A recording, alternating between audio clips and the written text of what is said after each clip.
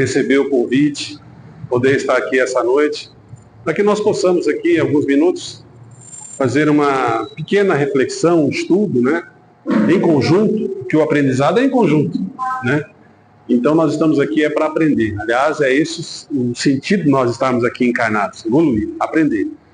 E na noite de hoje, eu queria fazer uma pequena reflexão sobre o tema aceitação. E me surgiu esse tema porque recentemente eu participei de um encontro de inclusão, onde ali eu encontrei alguns atletas que haviam perdido a capacidade motora, ou por acidente, ou por questões físicas, etc. e tal. Então eu ouvi o depoimento deles lá, eles tendo que se adaptar a uma nova realidade. Muitos deles exerciam a atividade do esporte profissional, e tiveram que se adaptar. Tiveram que se adaptar a uma nova realidade, né? E aí, então, nesses depoimentos, o que mais me chamou a atenção é que o primeiro passo é aceitação. O sujeito tinha que aceitar aquela nova condição em que ele estava vivendo. Por um problema físico, saúde, ou um acidente qualquer, era uma nova realidade que se impunha a ele. E antes dele começar qualquer outra atividade, ele tinha que se aceitar dessa forma. E eu fiquei pensando nesse tema e procurando entender o que os nossos benfeitores falam a respeito disso. Emmanuel, por exemplo, ele diz que a aceitação não é conformismo. Não é o sujeito se conformar com aquela situação, né? Também no Evangelho segundo o Espiritismo, uma mensagem de Lázaro, que ele fala que a aceitação é uma virtude ativa do espírito, trabalhar a aceitação, porque todos nós estamos sujeitos a intercorrências nas nossas vidas, ou não? Muitas vezes nós imaginamos que temos todas as respostas, mudam-se as perguntas, né? E aí a gente fica perguntando, por que eu? Talvez a pergunta seria, por que não eu? Ou por que está acontecendo isso comigo? Ou por que eu estou passando por isso? Então são situações que acontecem nas nossas vidas, intercorrências que muitas vezes nos surpreendem. Observem o caso da pandemia, né? De uma hora para outra todos tivemos que aceitar uma nova realidade, que costumou se chamar de um novo normal, uma nova realidade, e o sujeito tem que aceitar, né? E o Espiritismo trata disso, né, com uma virtude, a necessidade do sujeito aceitar aquela nova realidade. E nesse livro Ceifa de Luz, do Emmanuel com Chico Xavier, ele traz aqui um capítulo que eu gostaria de compartilhar com vocês, um capítulo muito curtinho, mas que de muita reflexão, para a gente possa entender a questão do tema. E ele começa assim: quando as crises te visitem, e elas acontecem, não é? Quem é que não passou por uma situação difícil? Uma dificuldade, um momento inesperado. Isso vai acontecer, né? Nas nossas vidas é algo absolutamente comum acontecer, né? Ante os problemas humanos, é justo. Medite nos princípios de causa e efeito. Ora, se eu estou passando por algo, é porque tem causa. Porque se não fosse assim, Deus não era bom, misericordioso. Não seria justo. Ou seja, se estamos passando por algum tipo de problema, temos causa, diz Emmanuel. Nem sempre relacionados a essa existência, nós que somos reencarnacionistas, mas provavelmente até em existências anteriores. Situações que desconhecemos, mas fatalmente temos causas. Então ele diz, olha, pensa que pode ser uma reparação, pensa que pode ser um momento de expiação, um momento de transformação que nós estamos passando, né? E que precisamos aceitar essa nova realidade. E aí ele diz, é natural, reflitas no positivo do burilamento.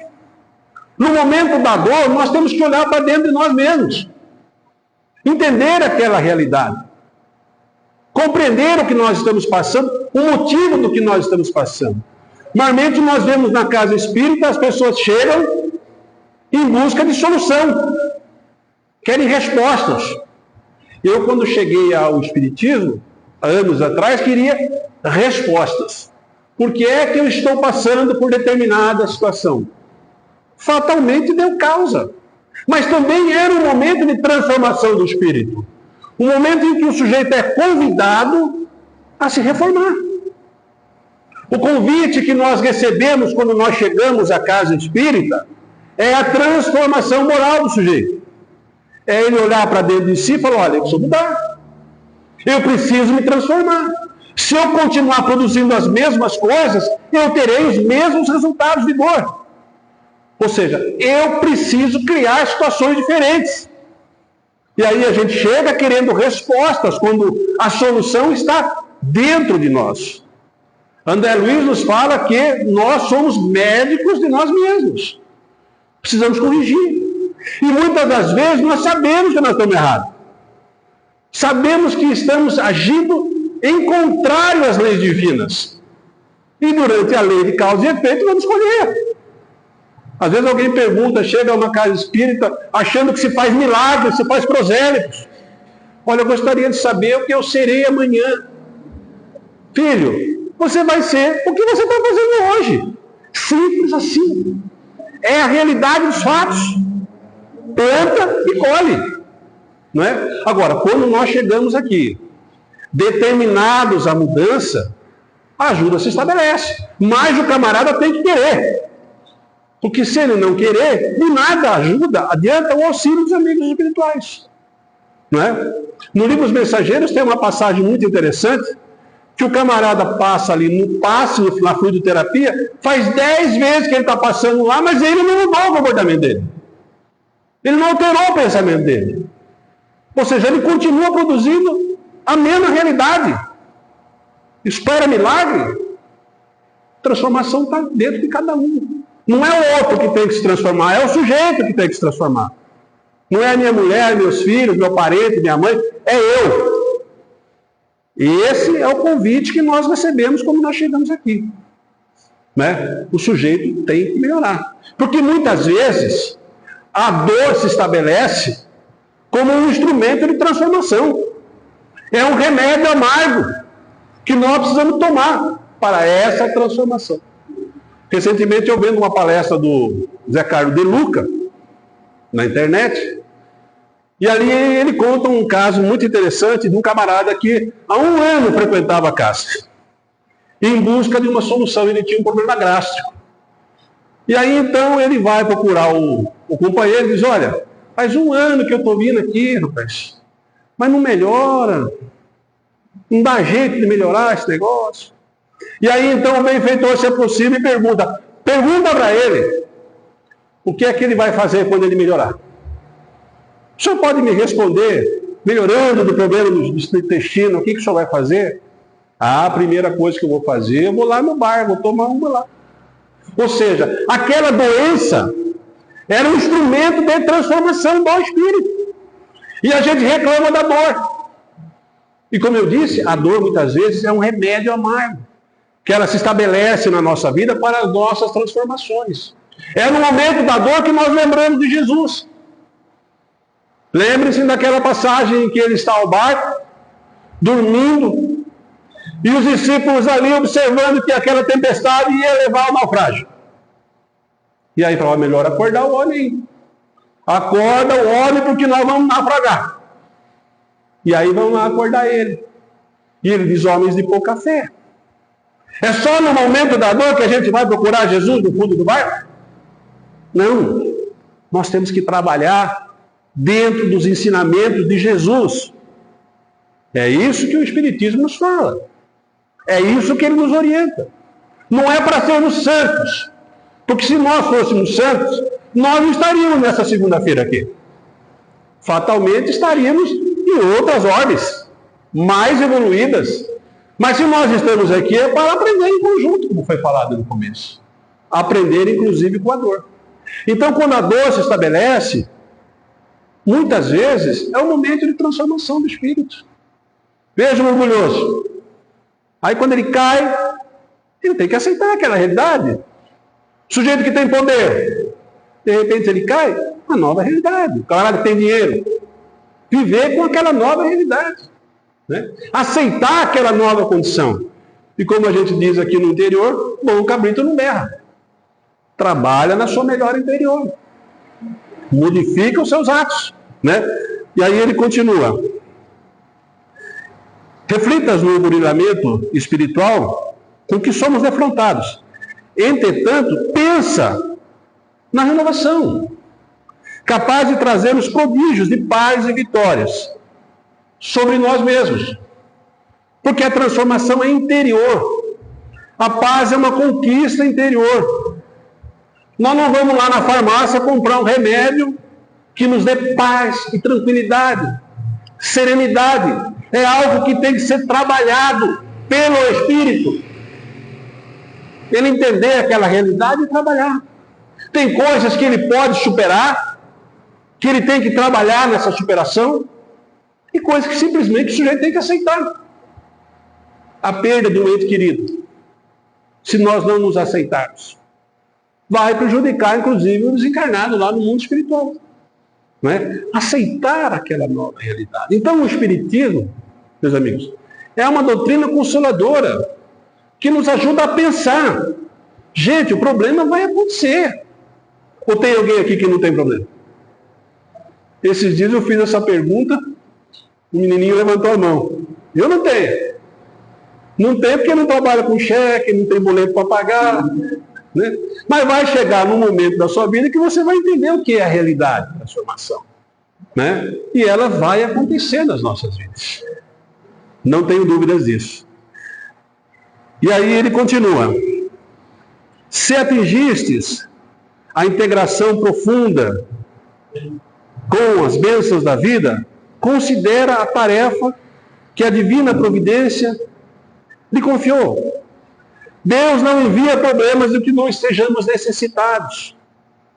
Ou seja, se aquela situação está acontecendo na nossa vida, é para a nossa transformação. Prova do Espírito, que muitas vezes ele próprio pede antes da sua reencarnação. Aqueles que têm méritos. Olha, eu gostaria de reencarnar lá. E aonde a gente vê isso? No lar, na nossa casa, aqueles que estão conosco, no nosso dia a dia, na escola das almas. O nosso lar, gente. Não é? Quem se lembra lá do livro Os Mensageiros, aquela história do Joãozinho, do Otávio, ele tinha 3 filhos, 2 meninas, oriundas da colônia Nosso Lar, e o Joãozinho, que era um sujeito difícil, que estava naquela casa. Quem é que não tem um sujeito difícil em casa? Não é? Quem é que não tem aquele que está lá para quando você pede paciência a Deus, ele coloca uma pessoa difícil na sua vida? Olha o Joãozinho. Trabalha com ele agora. Porque é para a evolução dele. E sua também. Ele precisa trabalhar nesse processo evolutivo. E todos nós temos. E se ele está lá, no nosso lar, eu vi aqui essa mensagem agora há pouco, ninguém erra de endereço. Se o camarada está lá é porque ele precisava estar. Aquele era o melhor lugar onde ele deveria estar. Até por uma questão de reparação de dano. Se ele está lá, tem um sentido. E vamos trabalhar essa realidade. Né? Aceita. Me lembra aquela passagem do Evangelho onde Jesus se encontra com Joana de Cusa. E ela diz a ele, olha, eu gostaria de segui-lo, mas o meu marido... E ele continua, ame-o. Simplesmente ame-o. Não há necessidade de seguir. Ame aquele que está ao seu lado, com todas as suas deficiências, porque você muitas vezes já esteve naquela condição. Já precisou.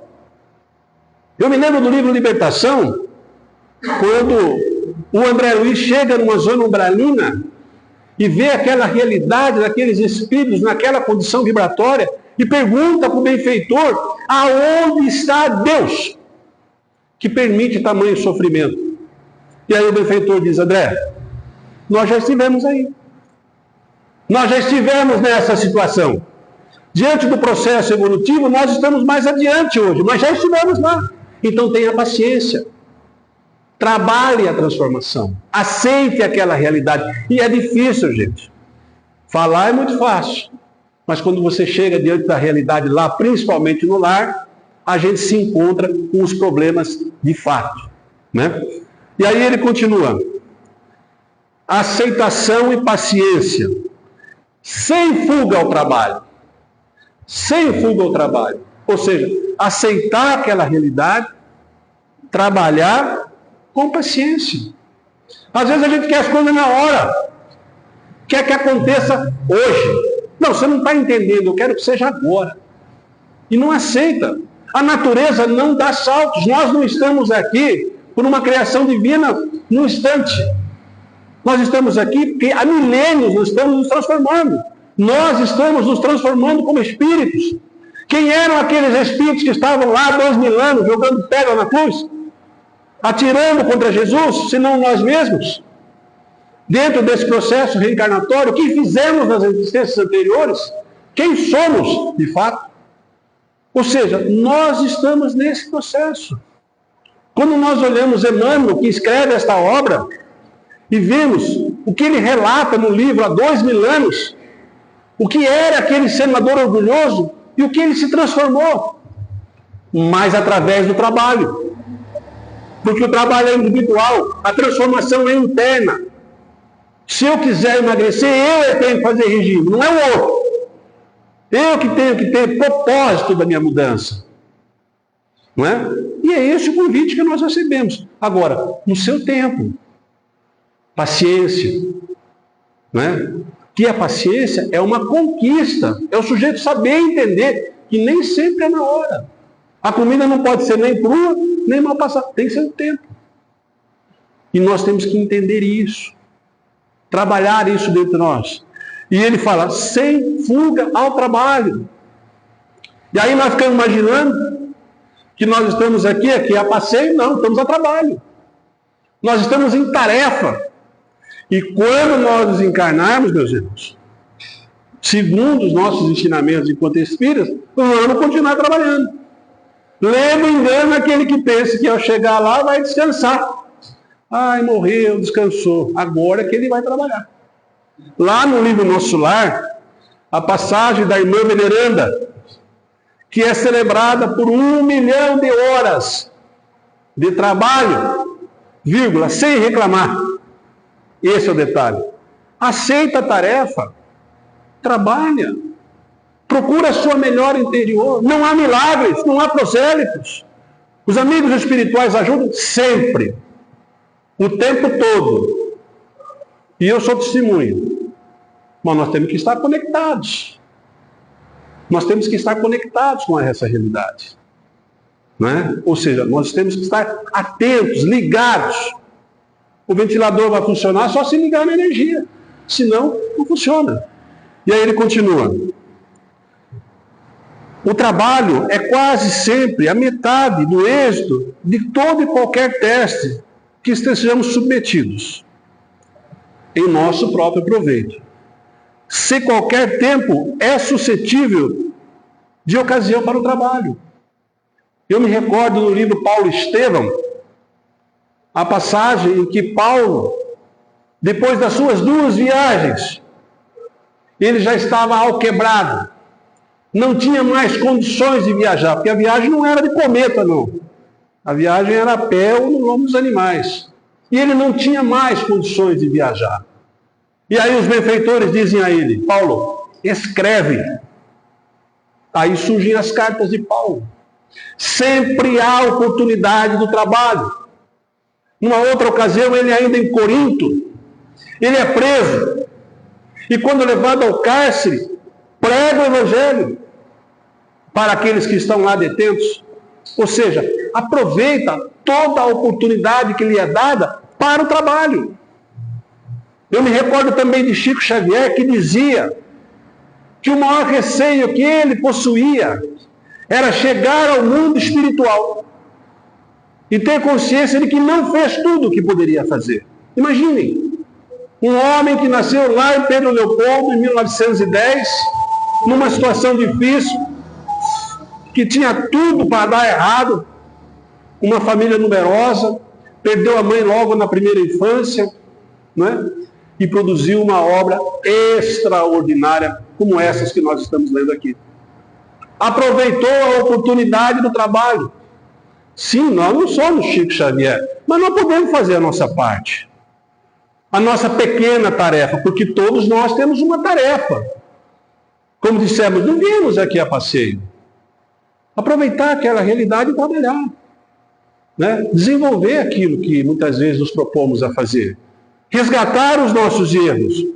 Porque quando nós chegarmos ao final da nossa existência, quando o corpo físico não mais tiver condições de ser habitado e ficar o pó, porque do pó viemos, para o pó retornaremos, nós estaremos nos defrontando com a nossa própria consciência. O que nós fizemos? Que trabalho eu executei? É por isso que eu agradeço a oportunidade do trabalho.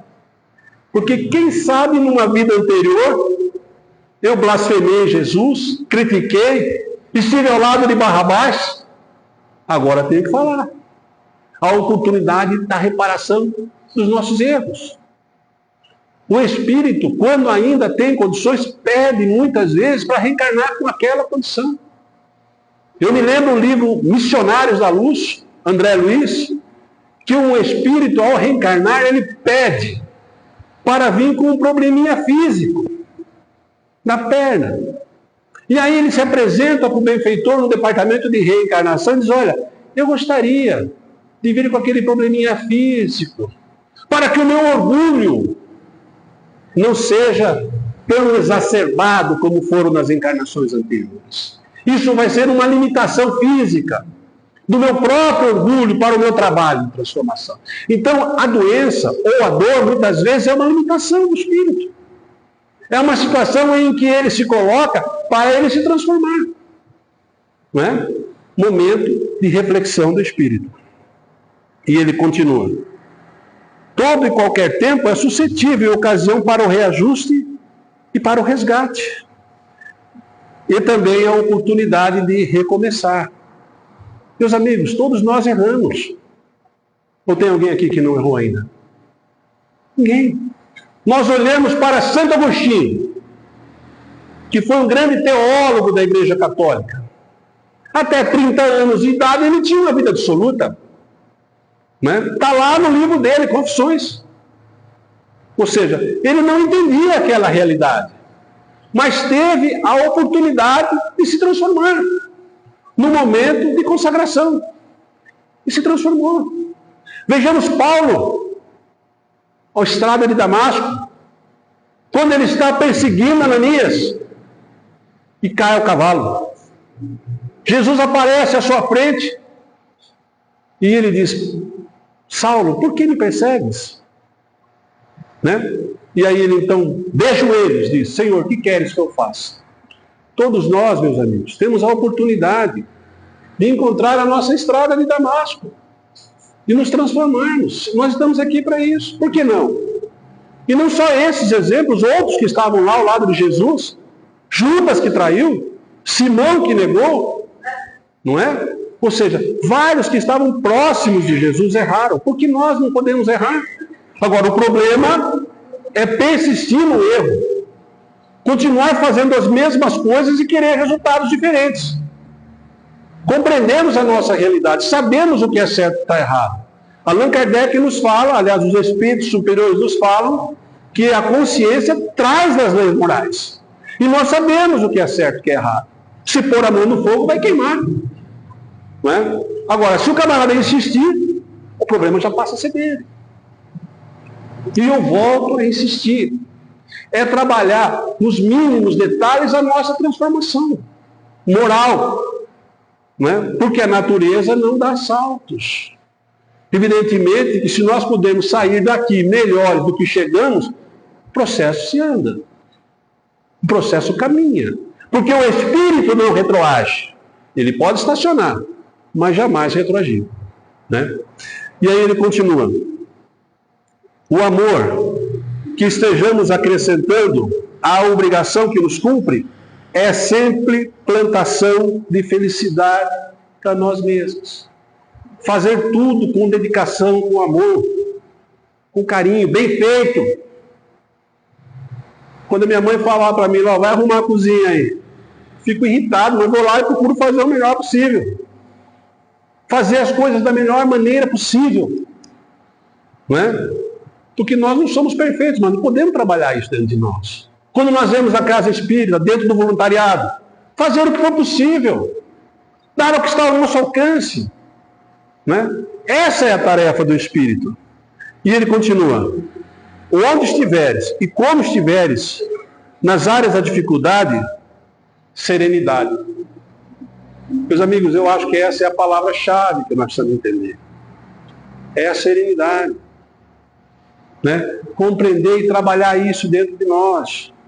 Isso é um trabalho do Espírito.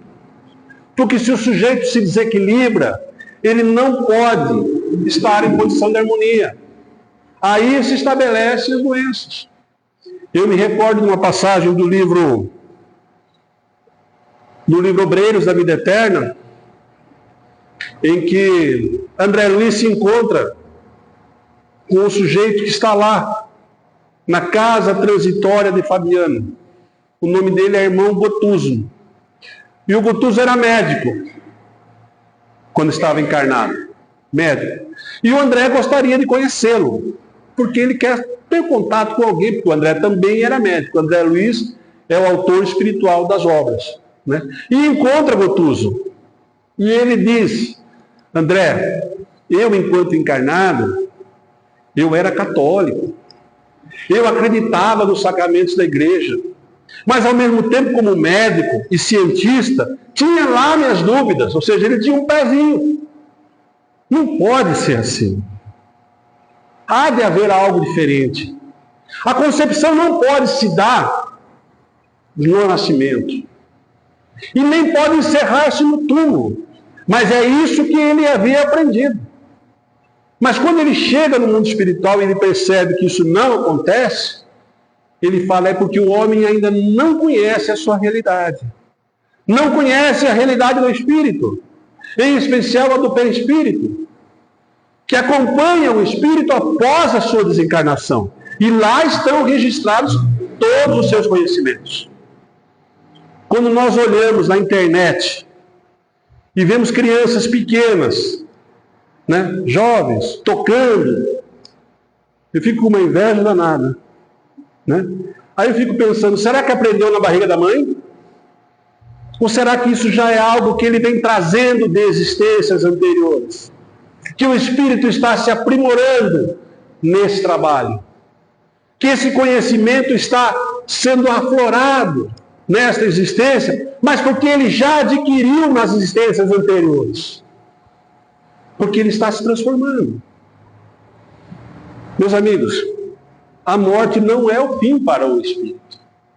É simplesmente um momento de transição do processo em que nós estamos enquanto encarnados para o mundo espiritual. E o caso do Gotuso é muito interessante porque ele não aceita aquela condição.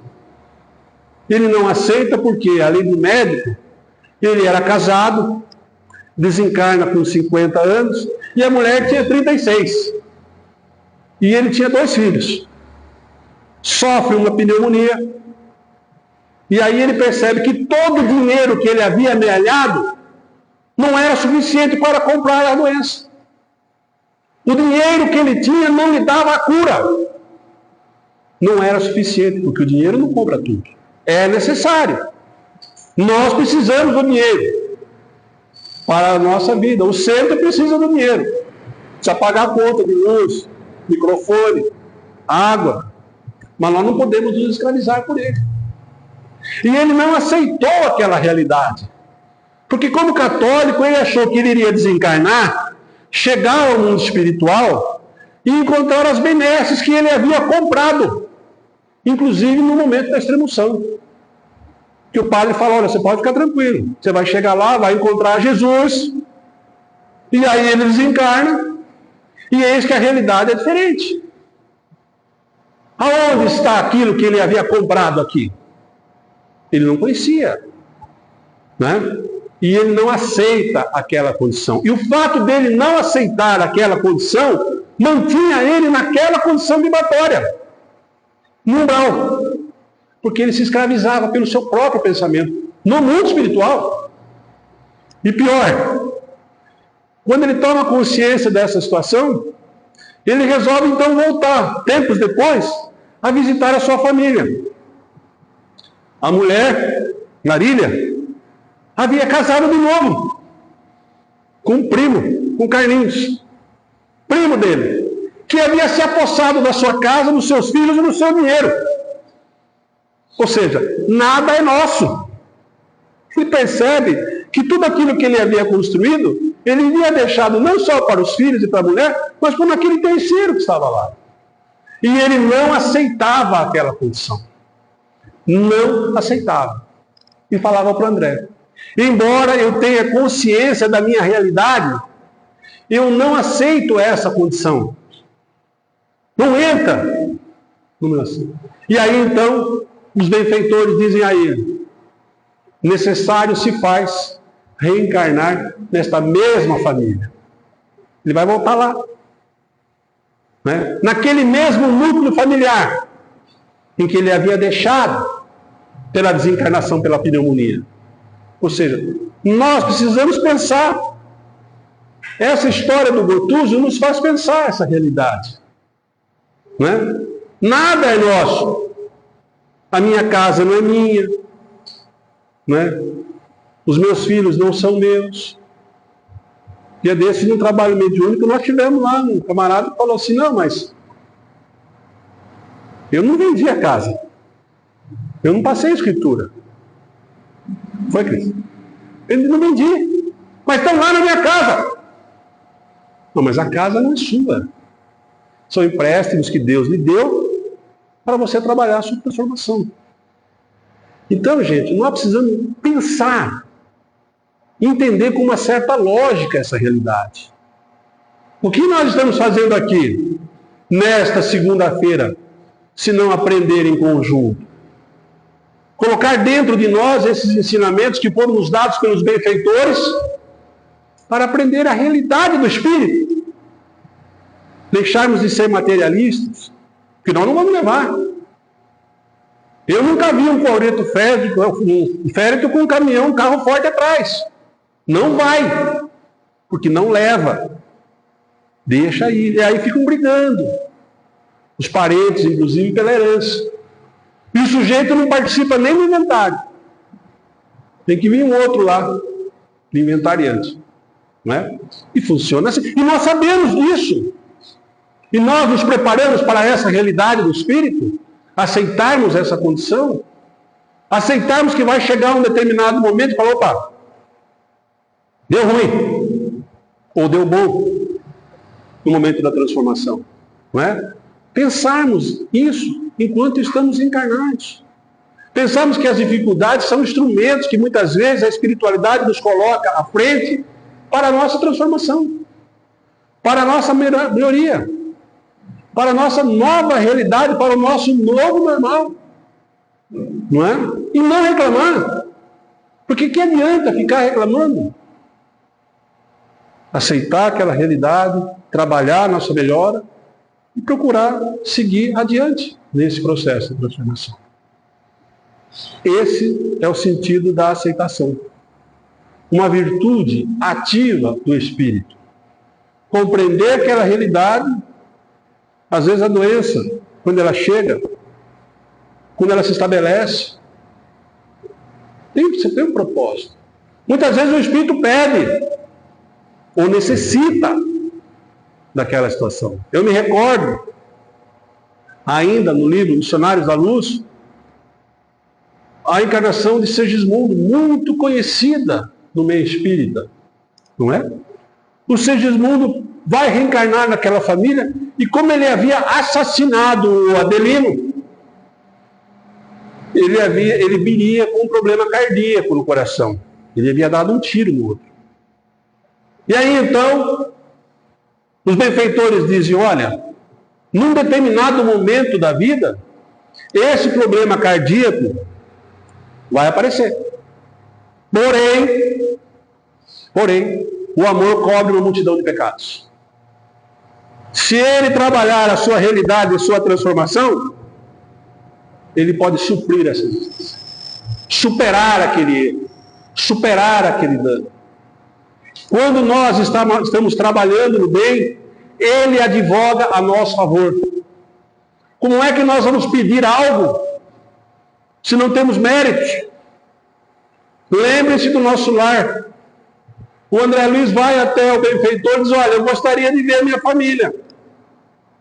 E aí então é dito a ele: quantos bônus horas tem? Porque no mundo espiritual é o mérito, é o trabalho que qualifica o espírito. Não é? Então, gente, nós precisamos pensar nessa realidade. Aproveitar esta encarnação de ouro, que é a melhor que nós podemos aproveitar. Que está difícil de reencarnar, hein, gente? Não é? Hoje os casais quase não querem mais ter filhos. Então vai ficando mais escasso o problema da reencarnação. E nós precisamos trabalhar nesta realidade esse instrumento de melhora. E o que é a doutrina espírita para nós, senão o esclarecimento, a oportunidade do conhecimento, entendemos a nossa realidade, para que não sejamos surpreendidos. Porque nós temos esse conhecimento. E aqui muito é dado, muito será cobrado. E não é o fato de nós sermos espíritas que nos garante tapete vermelho no céu. Não. Leia a obra de irmão Jacó, Voltaire. Ele era espírita, foi vice-presidente da Federação Espírita Brasileira, e quando ele desencarnou, ele achou que chegaria no céu, no mundo espiritual, né, com tapete vermelho. Lê do engano. O conhecimento que ele havia adquirido lhe cobrava as suas próprias atuações. Quando ele se depara naquela realidade, ele fala: olha, você falava uma coisa, mas fazia outra. Eu estava lá, nas sessões mediúnicas, quando você agrediu o espírito, mas você não fazia a mesma coisa. Saía de lá e fazia tudo diferente. É por isso que nós precisamos, como Sócrates diz lá, para Humberto de Campos, viver a nossa realidade, a realidade do espírito. Né? Humildade, trabalho, dedicação, apego à tarefa e seguir adiante. Eis o que a doutrina espírita nos ensina. Nos ensina que a transformação é individual, pelo mérito de cada um. E é isso que nós estamos fazendo aqui. Trabalhando a nossa melhora interior. Né? Momentos bons, momentos não tão bons, que todos nós temos diante dessa realidade, mas seguir adiante. Se um problema se estabelece, enfrenta. Se eu sair daqui, deixei meu carro ali, o pneu estiver furado, não adianta eu rezar. Eu tenho que pegar o macaco e trocar o pneu. Tem que ter uma atitude ativa de trabalho. Agora, quando já não está mais no seu alcance, aí passa a tarefa dos irmãos superiores. Né? Eu me lembro quando eu jogava bola, eu era goleiro, e a bola vinha e falava: é minha. Mas se não desse, eu falava: não é mais. Não é mais comigo. Agora é com vocês aí. Com a dupla de zaga. Né? Com os anjos da guarda. Com os nossos benfeitores. Que estão junto de nós. Só que às vezes a gente ignora. A gente esquece. Né? A gente não dá bola. Aí ele vai embora. Né? Pelos nossos próprios comportamentos e ações. Gente, eu acho que era isso que eu gostaria de falar nessa noite de hoje, dessa reflexão que a gente precisa fazer, da aceitação dessa realidade, da transformação do espírito, da humildade que nós temos que ter para se transformar. Porque Jesus já nos dizia: bem-aventurados os pobres de espírito, que são os humildes. Porque os orgulhosos não aprendem. Já sabem. Como é que vai aprender? Não é? Agora, aqueles que estão dispostos a aprender, aí sim, tem a humildade de receber aquele ensinamento, aceitar aquela prova, trabalhar aquela realidade. Talvez não seja aquele momento. Deus sabe o melhor momento, nós ainda não sabemos. né? E aí trabalhar essa realidade e procurar a nossa transformação. E como diz João, conhecereis a verdade e a verdade nos liberta. E essa é a verdade do Espírito que nós precisamos ter dentro de nós para não sejamos surpreendidos. Obrigado pela atenção.